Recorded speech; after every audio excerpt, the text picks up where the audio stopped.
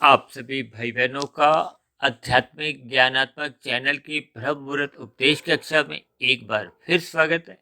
आज की चर्चा का विषय है घड़ी की चाल और दूसरी पंक्ति में हमने इसको लिखा है मनुष्य की रफ्तार। ये घड़ी की चाल का अभिप्राय देखिए, मनुष्य की रफ्तार से कुछ संबंध हमने आज की वीडियो में चर्चा करने जा रहे हैं। क्योंकि घड़ी की जो चाल है, ये 3 सुइयां जो आपको दिख रही है ना, 1 घंटे की सुई है, 1 मिनट की सुई है और 1 सेकंड की सुई है। और ऐसा हम सभी भाई बहन अच्छी तरह जानते हैं कि आपको मैं देखिए घंटे की सुई चलती फिरती नजर नहीं आती।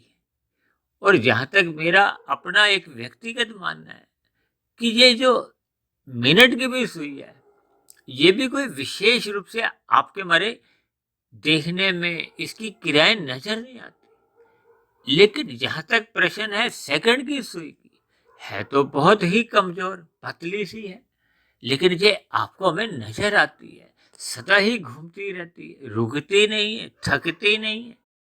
हो सकता है कुछ भाई बहनों को थोड़ा अचंभा भी हो रहा होगा, क्योंकि अक्सर हम देखिए भौतिक विषयों को शाम की संध्या बेला ज्ञान कक्षा में ही लेते हैं, उस पर हम चर्चा करते हैं। लेकिन आज हमने ब्रह्म मुहूर्त उपदेश की ज्ञान कक्षा में इस घड़ी को दिखाकर, क्योंकि घड़ी तो देखिए एक भौतिक पदार्थ को हो, एक भौतिक स्थिति को ही दर्शाती है। भले ही आपके हमारे जीवन में देखिए समय का बहुत अधिक महत्व है। समय का महत्व का अभिप्राय देखिए आपके हमारे जीवन से है, क्योंकि हम सभी भाई बहन अपने मिले हुए जीवन की कुछ आयु लेकर आए हैं। शास्त्रों में उसी आयु विशेष का संबंध प्रारब्ध से है, भाग्य से है, स्थूल शरीर से है। इन सभी स्थितियों पर अक्सर हम चर्चा करते रहते हैं। अब आपका हमारा स्थूल शरीर तो एक निश्चित आयु लेके आया है, सांसें लेके आया है, और स्थूल शरीर को ही भगवान श्री कृष्ण ने रथ की संज्ञा देते हुए इसको बहुत ही अधिक महत्वपूर्ण बताया। महत्व मनुष्य जोनि का इसलिए अधिक है क्योंकि मनुष्य जोनि को कर्म जोनि के साथ जोड़ा गया है, मनुष्य जोनि को ही साधना जोनि के साथ जोड़ा गया है। लेकिन एक साधारण मनुष्य है, जो कि वर्तमान समय में देखिए कलयुग में ऐसा दिखाई जान पड़ता है कि मनुष्य अपने मिले हुए जीवन का महत्व समझ नहीं पाता। महत्व समझ नहीं पाता का अभिप्राय क्या है कि मनुष्य विषय भोगों में तो अधिक लिप्त है। विषय भोगों में अधिक लिप्त होने का अभिप्राय क्या है कि उसकी दिनचर्या में रजोगुण की प्रधानता बनी हुई है। इसलिए तो हमने देखे नीचे मनुष्य की रफ्तार को एक रंगीन रंग से दिखाया है। रंगीन रंग का अभिप्राय देखिए रजोगुण से है, विषय भोगों से लिया जाता है। शास्त्रों में तो स्त्री पुरुष का जो आकर्षण है इसको भी रजोगुण के साथ ही जोड़ा गया है।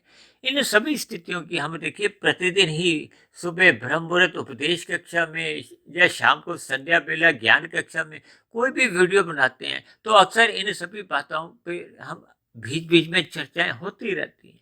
और इन सभी स्थितियों पर आप और हम भी एक भली भांति एक अच्छा ज्ञान रखते हैं। एक ज्ञान रखने का अभिप्राय इन सभी बातों को हम भली भांति जानते हैं, लेकिन अपने मिले हुए जीवन के महत्व को हम समझते नहीं हैं।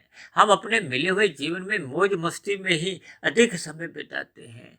आज मनुष्य की विषय भोगों में रुचि इतनी अधिक बढ़ती जा रही है, क्योंकि ये जो 24/7 का जो अक्सर आपको एक स्लोगन पढ़ने को आता है कि मनुष्य अपने मिले हुए जीवन में विषय भोगों को ही अधिक महत्व देता है।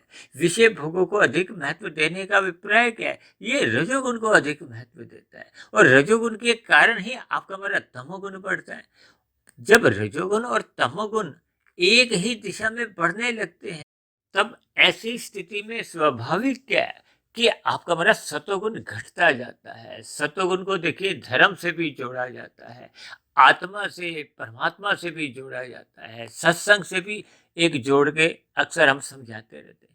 ये सभी स्थितियां जब मनुष्य के जीवन में घटती जाती हैं, तो मनुष्य के जीवन में देखिए पशु वृत्तियां बढ़ती जाती हैं। शास्त्रों में 4 प्रकार की पशु वृत्तियां बताई गई हैं। ये आहार, मैथुन, निंद्रा और भय, क्योंकि आपके हमारे जीवन में प्रधान रूप में अक्सर देखने को मिलती है। जब जब ये स्थितियां आपके हमारे जीवन में एक प्रथम रूप में, एक बलशाली रूप में यानी कि चौबीसों घंटे जब मनुष्य पशु वृत्तियों में ही अपने आप को स्थित कर लेता है, तो फिर उसके जीवन में अधोगति की स्थितियां बनने की संभावनाएं बढ़ने लगती हैं। इसीलिए तो देखिए, आज हमने मनुष्य की रफ्तार को घड़ी की एक चाल के साथ कुछ जोड़कर परमात्मा द्वारा जैसे जैसे मुझे कुछ प्रेरणाएं मिलेंगी, मैं इन सभी स्थितियों पर कुछ प्रकाश डालूंगा, ताकि हम सभी भाई बहनों की आध्यात्मिक उन्नति हो। अक्सर हम बार बार कहते रहते हैं कि मनुष्य अपने मिले हुए जीवन में भौतिक उन्नति जितनी भी कर लेता है, वो तो मरने के साथ ही समाप्त समझी जाती है। हालांकि मेरा देखिए, भौतिक उन्नति से कोई विरोध नहीं है। यदि भौतिक उन्नति अगर हुई नहीं होती, तो आज मेरे हाथ में मोबाइल नहीं होता, मेरे हाथ में लैपटॉप नहीं होता। तब ऐसी स्थिति में फिर एक हमारी जो आध्यात्मिक ज्ञानात्मक चैनल पर जो प्रतिदिन सुबह 6 बजे के आसपास ब्रह्म मुहूर्त उपदेश कक्षा प्रसारित की जाती है, या शाम को 5:30-6 बजे संध्या बेला ज्ञान कक्षा में हम वीडियो प्रसारित करते हैं, ये आप भाई बहनों तक पहुंच नहीं पाते। दूसरी मेरी आप सभी भाई बहनों से विनती है कि वीडियो को सुनते समय वीडियो के चित्र पर अपनी नज़र टिकाए रखें, क्योंकि जैसे जैसे कुछ सूक्ष्म बातों पर हम चर्चा करते हैं, वो यदि आपकी हमारी नज़र वीडियो के चित्र पर टिकी रहती है, तो बात आपको हमें जल्दी समझ में आ जाती है, आपको हमें अपने मिले हुए जीवन का एक महत्व समझ में आने लगता है, परमात्मा की ओर सहज ही आपकी हमारी सम्मुखता बढ़ने लगती है। और प्रकृति के जो 5 भोग्य विषय हैं, गंध, रस, रूप, स्पर्श और शब्द, इनके प्रति फिर आपका हमारा देखिए ज्ञान पूर्वक वैराग्य होने लगता है। क्योंकि जब तक रजोगुण के प्रति आपका हमारा ज्ञान पूर्वक वैराग्य नहीं होगा, तब तक आपका हमारा तमोगुण में आना जाना बना रहता है। क्योंकि तमोगुण और रजोगुण अक्सर हम बार बार पड़ोसी शब्द से संबोधित करते हैं, क्योंकि तमोगुण से 10 गुना अच्छा शास्त्रों में रजोगुण कहा गया है, और रजोगुण से भी फिर 10 गुना अच्छा सतोगुण को कहा गया।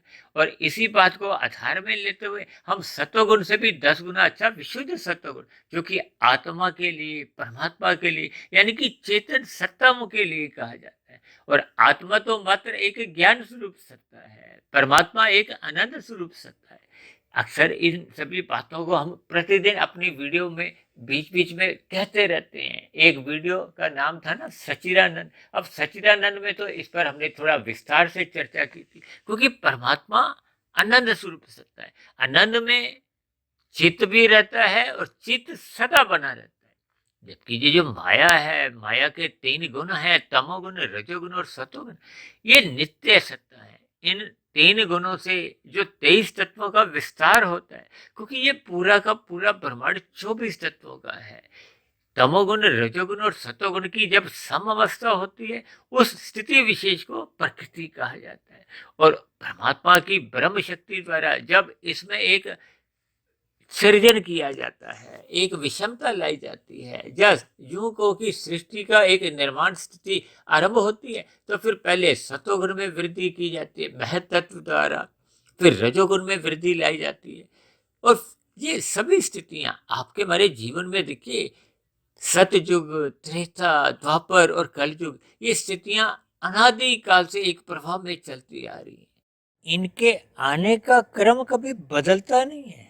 ये अनादिकाल से यूं ही क्रम ऐसी तरह चलता आ रहा है। ये चतुर्युग 71 बार जब चलते हैं तो एक मनवंतर कहलाता है। ये 14 मनवंतर पूरे होने पे फिर ये प्रलय की स्थितियां आती हैं। प्रलय की स्थिति में तमोगुण में एक विशेष रूप से वृद्धि की जाती है। ऐसा शास्त्रों में क्रमबद्ध तरीके से समझाया गया, जिसको अक्सर हम देखिए अलग अलग वीडियो के नाम के अंतर्गत हम भी इन पर थोड़ी चर्चा करते हैं। लेकिन आज हमारा बार बार जो एक ध्यान जा रहा है कि मनुष्य की जो रफ्तार बिगड़ती जा रही है, उसकी दिनचर्या बिगड़ती जा रही है, उसका जो एक दिशा है वो भौतिक बढ़ती जा रही है। भौतिक का विपर्य विषय भोगों से है। ये गंध, रस, रूप, स्पर्श और शब्द, ये 5 भोग्य विषय उसके अनियंत्रित होते जा रहे हैं। इसलिए तो भगवान श्री कृष्ण ने गीता का जो एक मुख्य उपदेश है, अर्जुन को लेकर जो एक समझाया है, वो अर्जुन के रथ के जो 5 घोड़े हैं, उसको विषय भोगों से जोड़ते हुए, उनकी जो लगाम है, उसको मन से जोड़ते हुए, उसको अपने हाथ में रखते हुए, यही एक संदेश दिया है कि मनुष्य को अपने इन 5 भोग्य विषयों पर ज्ञानपूर्वक, और ज्ञानपूर्वक का अभिप्राय देखिए बुद्धि तत्व से है। बुद्धि का अभिप्राय देखिए गुरु से भी लिया जाता है, शास्त्रों से भी लिया जाता है, और परमात्मा से तो जो महागुरु हैं उनसे तो लिया ही जाता है। इसलिए तो भगवान श्री कृष्ण ने उन 5 घोड़ों की लगाम को अपने हाथ में रखकर यही एक संदेश दिया कि परमात्मा की स्मृति बने रहना बहुत आवश्यक है, बहुत आवश्यक है। अन्यथा आपके हमारे जीवन में देखिए फिर सहज ही तमोगुण की प्रधानता होने लगती है, यानी कि धर्म आपके हमारे जीवन में एक भागने लगता है, कमजोर होने लगता है, छूटने लगता है।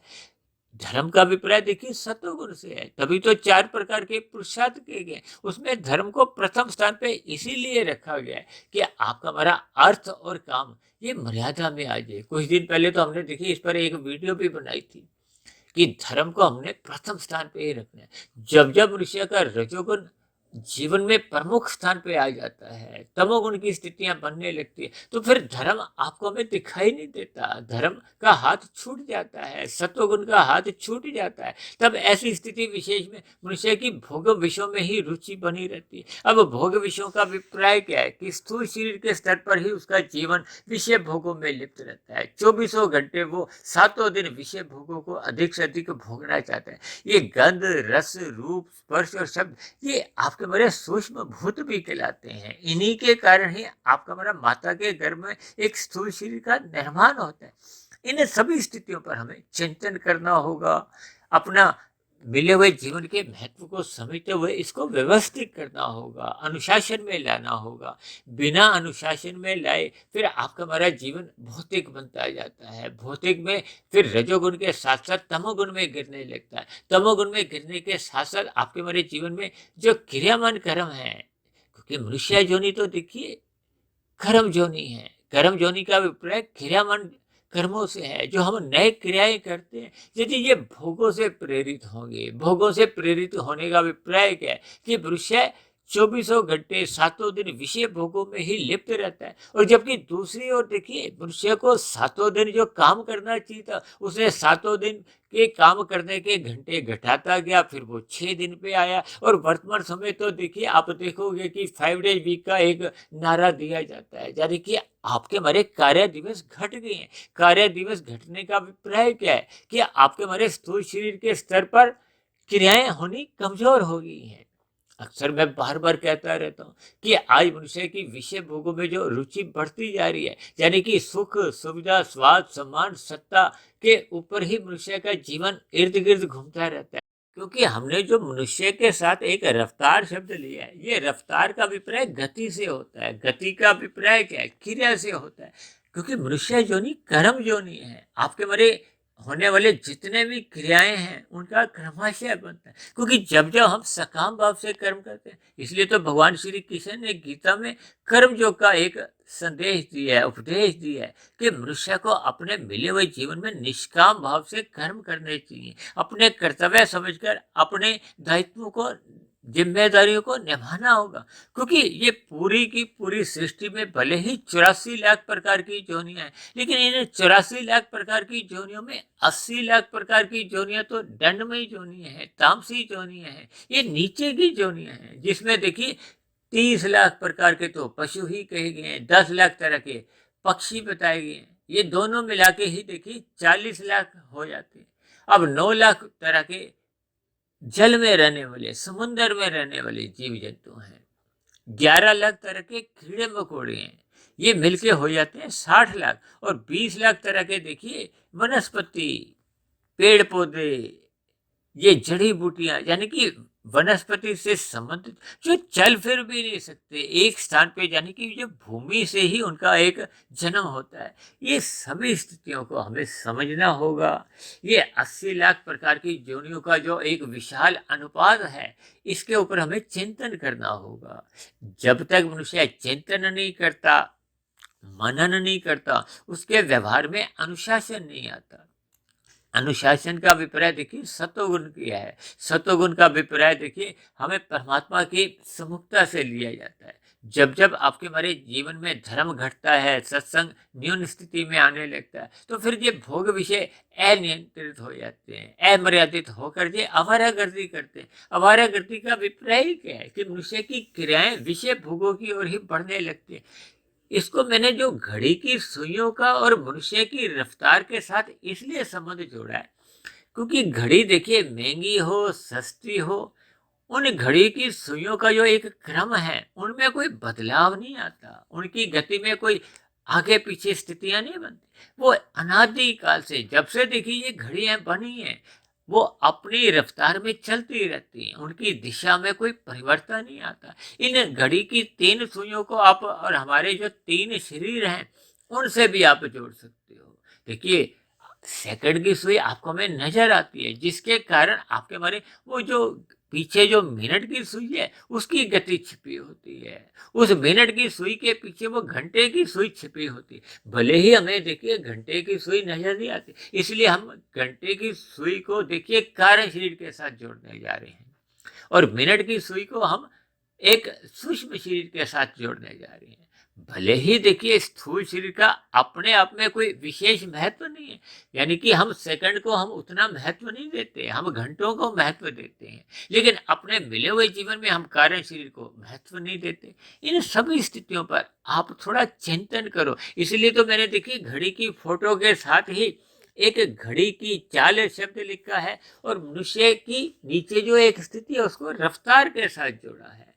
इनका आपस में एक संबंध जोड़ते हुए हमने अपने मिले हुए जीवन में एक सकारात्मक परिवर्तन लाना है। इन घड़ी की सुइयों से हमने संदेश लेना है, ज्ञान लेना है, ताकि आपके हमारे जीवन में, दिनचर्या में, आपके हमारे व्यवहार में, आपके हमारे स्वभाव में, आपके हमारे संस्कारों में एक सकारात्मक परिवर्तन आए, ताकि आपके हमारे क्रियाओं में एक निष्कामता आने लगी, आपके हमारी आध्यात्मिक उन्नति एक गति पकड़ ले, जिसके लिए आपको में ये मनुष्य जोनि का जन्म परमात्मा द्वारा एक अवसर रूप में प्रदान किया गया। इन सभी स्थितियों पर देखिए आप जैसे जैसे संबंध जोड़ते जाओगे तो फिर आपको ये घड़ी की जो एक चाल है और मनुष्य की रफ्तार के ऊपर थोड़ा चिंतन करने का एक अवसर मिलेगा।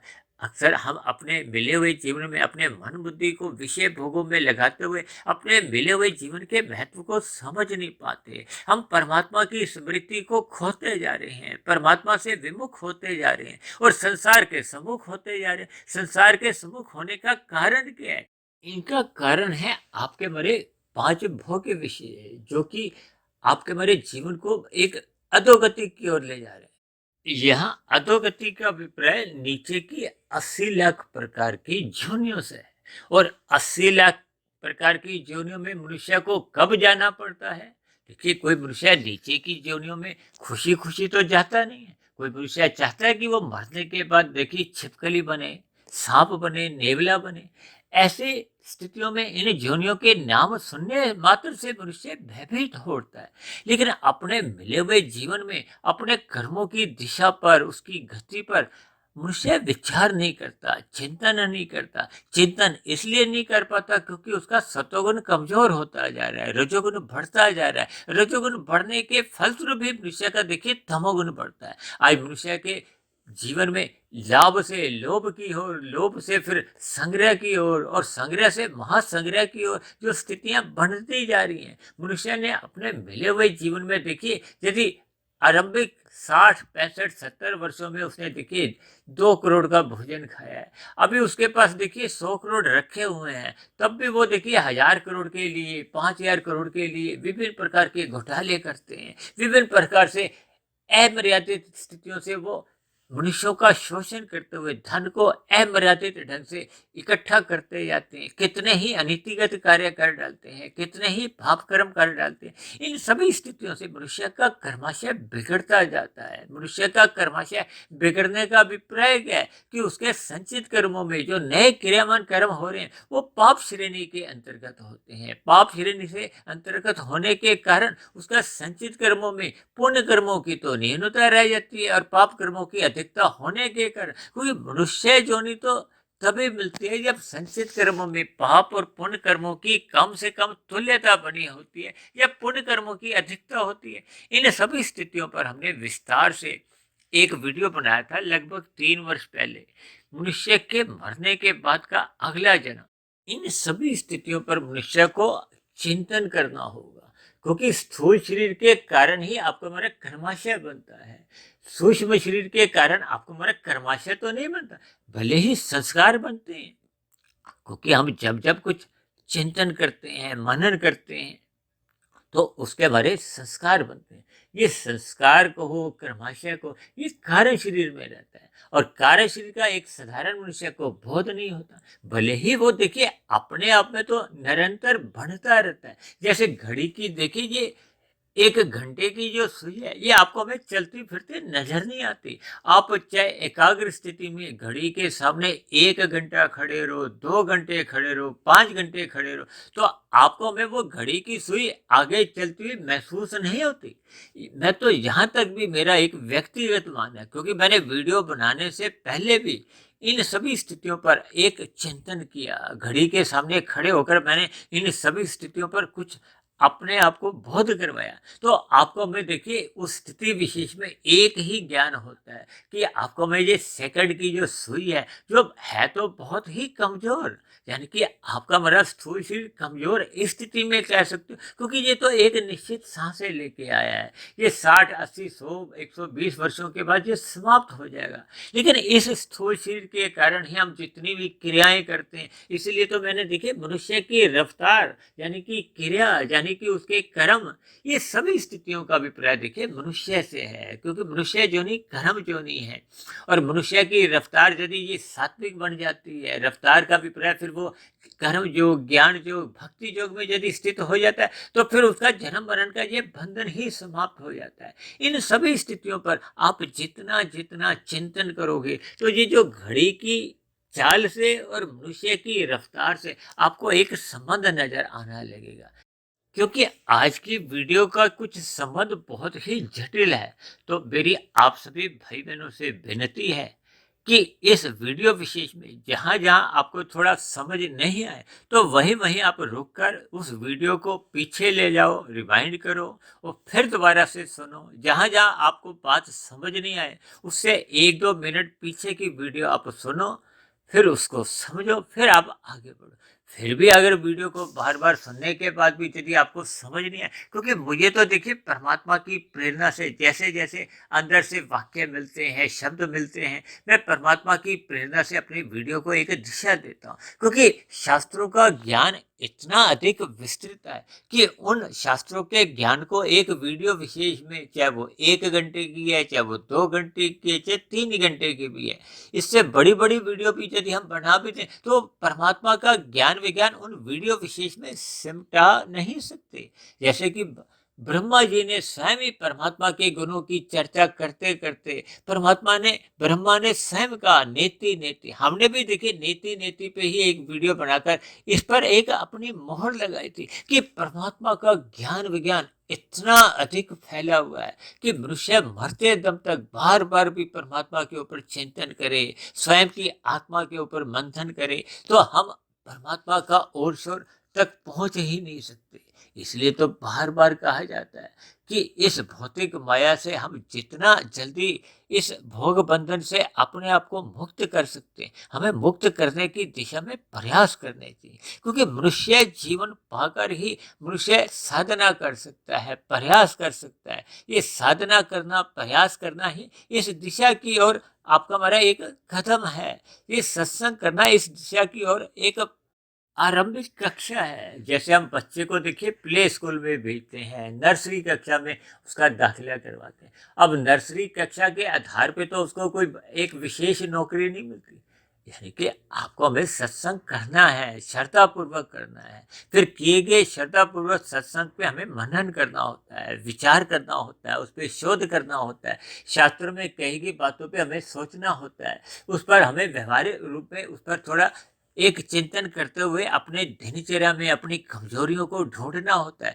कि कहाँ कहाँ हम अपनी दिनचर्या में गलतियां करते हैं, कहाँ कहाँ आपसे हम पाप होने लगते हैं, आपका हमारा कर्माशय बिगड़ने लगता है, आपका हमारा स्वभाव बिगड़ने लगता है, क्योंकि संचित कर्मों में जैसी जैसी स्थितियां बढ़ती जाती हैं, फिर वैसा वैसा आपके हमारे संस्कार बनते हैं। संस्कारों से ही मन बुद्धि में एक फुरने आते हैं, विचार आते हैं, वृत्तियां जागती हैं।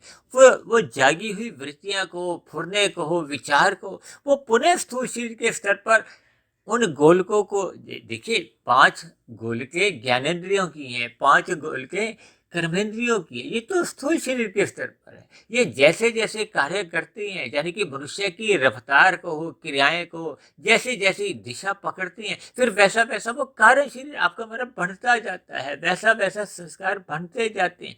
यानी कि जैसे संस्कार पहले हम जन्म के साथ ही लेकर आए होते हैं, वो मनुष्य जीवन में ही उनमें एक हम प्लस माइनस कर सकते हैं। हम बिगाड़ भी सकते हैं, सुधार भी सकते हैं। सुधरते कब है? जब हम सत्संग करते हैं, ब्रह्म मुहूर्त में उठने का अपना एक स्वभाव बनाते हैं। और यदि हम विषय भोगों में ही लिप्त रहते हैं, अपने मिले हुए जीवन की रफ्तार को विषय भोगों में 24/7 में ही लगा देते हैं, क्योंकि एक साधारण मनुष्य देखिए, विज्ञापनों से कहो, फिल्मों से कहो या मेलों से कहो, अब मेलों की स्थितियां देखिए, वर्तमान समय में माल नहीं लेती जा रही हैं। अब माल में आप घूमकर आते हो तो वहाँ विभिन्न प्रकार के जो एक आकर्षण है विषय भोगों के, वो मनुष्य को अपनी ओर आकर्षित करते हैं। ये विज्ञापन की दुनिया में जितने भी विज्ञापन बनते हैं, भले ही ये देखिए फिल्मी हस्तियों द्वारा प्रसारित होते हैं, उनके द्वारा ऐसे ऐसे संदेश दिए जाते हैं कि एक साधारण मनुष्य उन विषय भोगों की ओर आकर्षित हुए बिना रह नहीं पाता। ये उसकी एक ढलान है, फिसलन है। और ये फिसलता वही मनुष्य है जिसका सतोगुण कमजोर होता है, जिसके जीवन में धर्म की मर्यादाएं कमजोर होती है। इसलिए तो बार बार कहा जाता है कि अपने अर्थ को और अपनी कामनाओं को ये धर्म की लगाम से कहो, धर्म की चार दीवारी में रहते हुए अपनी दिनचर्या हमें व्यवस्थित करनी होती है, अनुशासित करनी होती है। इसलिए तो आप बार बार कहते रहते हैं ब्रह्म मुहूर्त में उठो, ब्रह्म मुहूर्त में उठो, ताकि हम ब्रह्म मुहूर्त में जब इन सात्विक वीडियो को सुनते हैं, शास्त्रों का अध्ययन करते हैं, परमात्मा का ध्यान लगाते हैं, अपने जीवन की ओर एक दृष्टि डालते हैं कि आपका में ये मिला हुआ जीवन का उद्देश्य क्या है, तो फिर मनुष्य की दिशा बदलने लगती है। दिशा बदलने का अभिप्राय क्या है कि परमात्मा की सम्मुखता बढ़ने लगती है और संसारी विषय भोगों से ध्यान हटने लगता है। ये ज्ञान पूर्वक वैराग्य होना ही ये एक मूल स्थिति है। जब तक मनुष्य का ज्ञान पूर्वक इन विषय भोगों से वैराग्य नहीं होता, तो परमात्मा की और वो एक सही गति से चल नहीं पाता। यानी कि वो कर्म योग में, फिर ज्ञान योग में और भक्ति योग में अपने आप को स्थित नहीं कर पाता, क्योंकि ये योग की स्थितियां ही आपके हमारे कार्य शरीर में जो पहले के बुरे संस्कार बने हुए हैं उनको कमजोर करती है। क्योंकि मनुष्य योनि में ही इन संस्कारों में परिवर्तन आता है। अब मनुष्य से नीचे की जो योनियों में जब मनुष्य को बाध्य होकर जन्म लेना पड़ता है, तो वहां जाकर तो नीचे की योनियों में केवल पाप कर्मों का क्षय होता है, संस्कारों की स्थितियों को बदलाव नहीं होता, क्योंकि संस्कार तो अपरिवर्तित रहते हैं। वो केवल मनुष्य जीवन में ही बढ़ते हैं और बिगड़ते हैं। यानी कि स्वभाव का सुधरना और बिगड़ना ये केवल मनुष्य जीवन में ही संभव है। इसलिए तो हम कभी कभी कहते हैं ना कि कलयुग में जो अधिकांश आत्माएं हैं, वो नीचे की योनियों से विकास करते करते, देखिए अब कोई पेड़ पौधा की जोनी में गया, उसके 90-95% पाप कर्म थे, 5-10% ही पुण्य कर्म थे। अब वो लाखों करोड़ों अरबों वर्षों तक या अलग अलग जोनियों में जन्म लेते लेता, जब उसका वो जो पाप कर्म घट घट के, देखिए वृक्ष जोनी से फिर वो एक रेंगने वाले जीवों की उत्पत्ति होती है, कीड़े मकोड़े, कीट पतंगे, पक्षी, पशु, फिर मनुष्य योनि की। लेकिन इसमें जब तक संचित कर्मों का कर्माशय बराबर की स्थिति में नहीं आता, यानी कि वो घट घट के जो पाप कर्मों का कर्माशय 90-95% था, वो घट घट के जब वो 5-10% पुण्य कर्मों के बराबर नहीं आता, तब तक तो देखिए वो मनुष्य योनि की प्राप्ति की उसकी पात्रता ही नहीं बनती। यानी कि मनुष्य योनि की प्राप्ति करते करते उसको लाखों करोड़ों अरबों जितनी भी योनियों में भ्रमण करना पड़े, ऐसा कोई निश्चित नियम नहीं है। वो पात्रता बननी आवश्यक है। तब ऐसी स्थिति विशेष में देखिए, वो जब मनुष्य योनि में उसका एक जन्म होता है, तब ऐसी स्थिति विशेष में उसके कारण शरीर में जो बने हुए संस्कार होते हैं वो तो बुरे ही होते हैं। देखिए, इन बातों को आपने अन्यथा में नहीं लेते हुए इस बात को समझना है, इस गणित को हमने समझना है। क्योंकि नीचे की योनियों में पाप कर्मों का नाश होता है और ऊपर की योनियों में पुण्य कर्मों का नाश होता है। ऊपर की योनियों में भी देखिए संस्कारों में कोई परिवर्तन नहीं आता। हालांकि ऊपर की योनियों में तो देखिए शुभ संस्कार ही बने होते हैं, क्योंकि जब कर्मों का कर्माशय पुण्य कर्मों का कर्माशय अधिक होता है तो फिर संस्कार भी अच्छे ही बनते हैं। हालांकि अच्छे संस्कार बुरे संस्कार, फिर ये नए मनुष्य जीवन में जब हम आते हैं तो वो संस्कार ही आपके हमारे जीवन को एक दिशा प्रदान करते हैं। जबकि मनुष्य जोनि पाकर मनुष्य को एक स्वतंत्रता है कर्म करने की, साधना करने की। इसीलिए तो भगवान श्री कृष्ण में गीता में एक जगह कहा है कि कोई बड़े से बड़ा पापी भी हो, लेकिन जब वो मेरे मार्ग पर यानी कि सत्संग करता है, परमात्मा के मार्ग पर चलना आरंभ कर देता है, योग की स्थिति बना लेता है, तो आप उसको धर्मात्मा ही समझो। इसलिए हम सभी भाई बहनों को अपने मिले हुए जीवन का सदुपयोग करते हुए अपने जीवन की रफ्तार को बदलना होगा। बदलने का अभिप्राय क्या है कि हमें सतोगुण का संग करना है, ब्रह्म मुहूर्त में उठना है, शास्त्रों को ध्यान से पढ़ना है, गुरु की आज्ञा में रहना है, परमात्मा की सम्मुखता बढ़ानी है। ये सभी स्थितियां जब हम एक क्रमबद्ध तरीके से अनुशासन में अपने जीवन में ढालने लगते हैं तो फिर आपके हमारे कार्य शरीर में जो पहले के बुरे संस्कार बने हुए थे जिनको लेकर हम वर्तमान जीवन में जन्म लेते हैं उनमें फिर सुधार आने लगता है। कार्य शरीर में स्थितियां सुधरने लगती है, शुभ संस्कार बनने लगते हैं। पहले के जो बुरे संस्कार थे वो क्रमशः दग्ध बीज होने लगते हैं। जैसे जैसे पुराने संस्कार जलने लगते हैं, समाप्त होने लगते हैं, तो जले हुए बीजों को में कोई अंकुरन नहीं होता, क्योंकि संस्कारों को एक बीज से भी जोड़ा जाता है, कर्म को भी एक बीज के साथ जोड़ा जाता है। देखिए, कर्म तो अपना फल देके नष्ट हो जाता है, लेकिन ये संस्कार अपने आप नष्ट नहीं होते, ये नष्ट होते हैं योग की स्थिति से। शुभ कर्म करते करते, सत्संग करते करते आपके हमारे स्वभाव में सुधार आता है। जैसे बच्चा देखिए आरंभिक स्थितियों में रोते धोते ही नर्सरी कक्षा में, प्ले स्कूल में जाते हैं, फिर धीरे धीरे जैसे जैसे उनको ज्ञान होने लगता है फिर वो खुशी खुशी स्कूल जाते हैं, खुशी खुशी कॉलेज जाते हैं और भी बड़े बड़े संस्थानों में अपने आप को भौतिक शिक्षा में अपना स्थित करते हैं। इसका अभिप्राय क्या है कि जैसे जैसे मनुष्य को देखिए सत्संग की समझ आने लगती है। आरंभिक स्थितियों में तो देखिए राशि मनुष्य का सत्संग बेमन से ही होता है, उसका ध्यान तो विषय भोगों में ही होता है। लेकिन जैसे जैसे वो अपने सत्संग को एक दिशा निरंतर प्रदान करता है, श्रद्धापूर्वक सत्संग करने लगता है, फिर वो मन में उसका चिंतन करता रहता है। चिंतन करते करते चाहे 1 वर्ष, 10 वर्ष या 20 वर्ष, कभी कभी तो ऐसा भी मैं कह देता हूँ कि ये पूरा जन्म भी देखिए छोटा पड़ जाता है, क्योंकि हमें बुरे संस्कारों को दग्ध बीज करना है, समाप्त करना है और उनके स्थान पे हमने शुभ संस्कार बनाने। यही तो आपके हमारे जीवन की एक सफलता है, सार्थकता है। यानी कि अपने मिले हुए जीवन में हमने अपनी रफ्तार को सात्विक बनाना है, इसको राजसी नहीं बनाना, क्योंकि राजसी रफ्तार होने से साथ ही ये कब तमोगुनी बन जाती है, कब मनुष्य इन विषय भोगों से बाधित होते हुए, क्योंकि विषय भोग हमें पाप कर्म करने को बाध्य कर देते हैं, मनुष्य मजबूर हो जाता है। आज समाज में देखिए बलात्कार जैसी स्थितियां, हत्या जैसी स्थितियां, ये कारण शरीर में जो बुरे संस्कार बने होते हैं वो तूफानी वेग से आते हैं। और तूफान जब भी कभी आता है वो देखिए कुछ आता तो कुछ सेकंड मिनट का ही है, लेकिन वो तबाही इतनी भयंकर कर जाता है। यानी कि मनुष्य के जीवन में वो 2 मिनट का क्रोध, चाहे वो उसको राक्षस कहो कुछ भी कहो, वो 2 मिनट का जो एक क्रोध था वो हत्या करवा देता है। अब ऐसी स्थिति विशेष में वो देखिए सारी उम्र वो जेलों में रहता है, उसका अधोगति की स्थितियां बनती हैं। इन सभी स्थितियों पर कर्म होने से पूर्व मनुष्य सोच नहीं पाता, क्योंकि उसका सतोगुण कमजोर होता है। अक्सर मैं देखिए तमोगुण की स्थिति को तारे से जोड़ता हूँ, रजोगुण की स्थिति को एक चांद से जोड़ता हूँ और सात्विक स्थिति को हम सूर्य से जोड़ते हैं। जब तक सूर्य अपना प्रकाश नहीं देता तब तक अंधकार भी नहीं भागता और ये जो धुंध की स्थिति है ये भी समाप्त नहीं होती। धुंध का अभिप्राय देखिए चांद की रोशनी से भी आप ले सकते हो। सर्दियों में जो आप और हमें जो धुंध की स्थितियां देखते हैं उससे भी ले सकते हो। धुंध में देखिए हमें अधिक दूरी का नजर नहीं आता, इसलिए तो राशि मनुष्य अपने दिन भर में जितने भी कर्म करता है उनके भविष्य में क्या परिणाम आएंगे, क्योंकि उसको शास्त्रों का ज्ञान नहीं होता।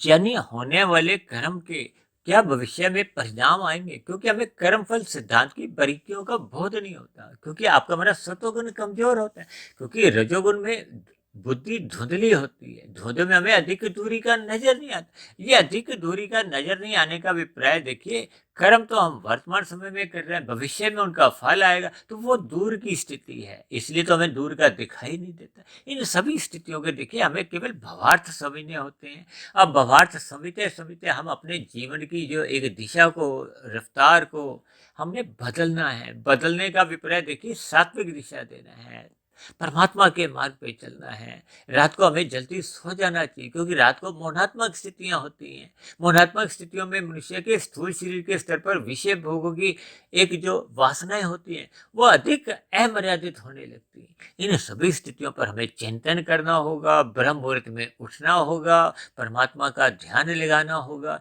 ये सभी स्थितियां जब क्रमबद्ध तरीके से आपके हमारे जीवन में बनने लगती हैं, आपका हमारा जीवन मर्यादित होने लगता है, अनुशासित होने लगता है, ब्रह्म मुहूर्त में उठने का आपका हमारा स्वभाव बन जाता है, तो फिर आपका दिन में जब रजोगुण की स्थितियां आती हैं वो फिर एक मर्यादा में रहती है। आपका हमारा रजोगुण बिगड़ता नहीं है। आप और हम अपने जीवन में लाभ के लिए काम करते हैं, फिर मन में लोभ की स्थितियां उत्पन्न नहीं होती। जब लोभ ही जागृत नहीं होता, क्योंकि लोभ अनियंत्रित होने पे ही वो संग्रह का रूप धारण करता है। वो संग्रह ही महासंग्रह कब बन जाता है मनुष्य को पता नहीं चलता।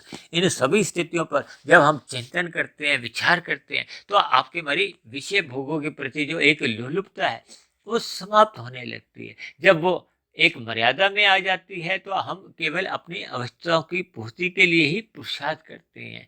समाज में किसी भी प्रकार के छल कपट, ठगी, हेरा फेरी नहीं करते। यानी कि जब रजोगुण सतोगुण की लगाम से नियंत्रण में आ जाता है तो फिर मनुष्य की तमोगुण में गिरने की जो आपका हमारा कर्माशय बिगाड़ती है, तो फिर मनुष्य वो अधोगति की स्थितियों में गिरने से बच जाता है। ये सभी स्थितियां से आपका हमारा कारण शरीर शुद्ध होने लगता है। बुरे संस्कार पहले के जो बने थे वो समाप्त होने लगते हैं और नया कर्माशय पाप कर्मों का बनता नहीं है।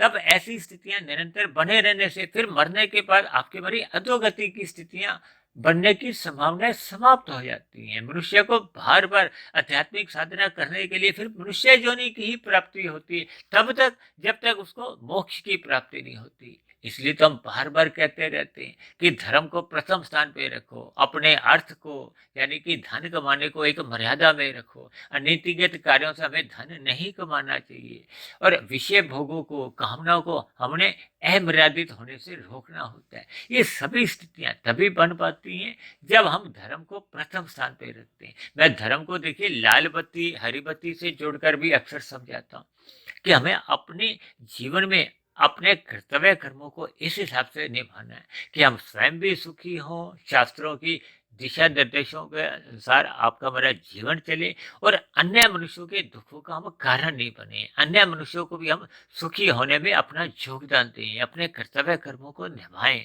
और प्रकृति के अन्य जीव जंतुओं, पशु पक्षियों का भी एक जीवन सुख में बीते। तो ऐसी स्थितियां तभी आपके हमारे जीवन में बन पाती हैं जब मनुष्य अपनी रफ्तार को, अपनी दिनचर्या को, अपनी क्रियाओं को एक सात्विक बना लेता है, परमात्मा की सम्मुखता बना लेता है। तो फिर कलयुग में देखिए जो स्थितियां हैं, क्योंकि शास्त्रों में तो कलयुग की स्थितियों से देखिए धूत कीड़ा, मधुपान, स्त्री संग और हिंसा से जोड़ा गया और पांचवा स्थान जो स्वर्ण से जोड़ा गया।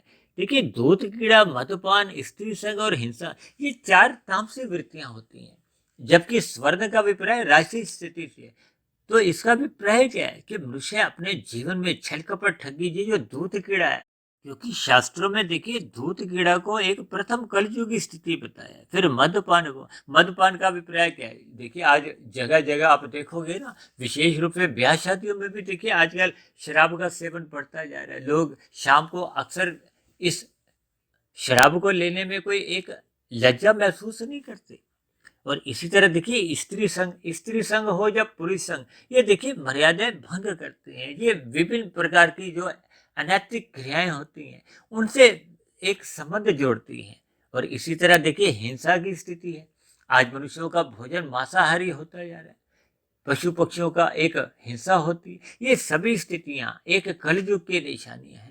और ये जो छल कपट ठगी हेरा फेरी, जो अनैतिक कार्यों से मनुष्य हेरा फेरी करता हुआ धन कमाता है, ये स्वर्ण है। स्वर्ण का अभिप्राय क्या है कि बिना पुरुषार्थ किए जब हम छल कपट ठगी से अधिक धन कमाते हैं, ये राशि स्थितियां हैं, तामसी स्थितियां, ये सभी स्थितियां देखिए कलयुग की निशानी है। भले ही वर्तमान समय देखिए कलयुग का चल रहा है, कलयुग की आयु तो 4,32,000 वर्ष की है, जबकि वर्तमान समय में ऐसा शास्त्रों से ज्ञात होता है कि अभी कलयुग की आयु लगभग 5,120-25 वर्ष ही बीती है। तो शेष कलयुग का आना तो अभी बाकी है।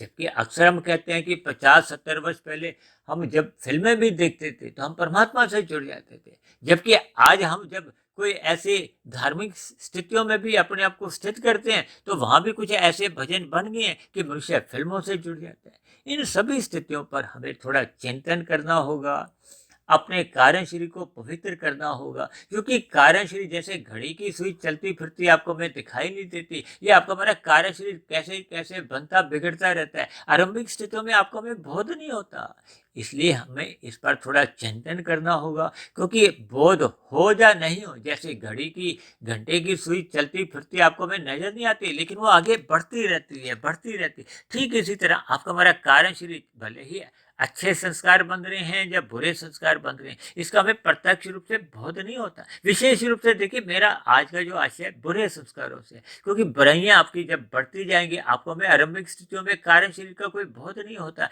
लेकिन वो बने हुए कारण शरीर में जो कर्माशय बिगड़ता है, संस्कार बुरे आते हैं, उनसे बार बार मन बुद्धि में फुरने जागृत होती हैं। ये सभी स्थितियां स्थूल शरीर के स्तर पर बिगाड़ लाती हैं, पाप कर्मों के कर्माशय में ये सहायक बनती हैं।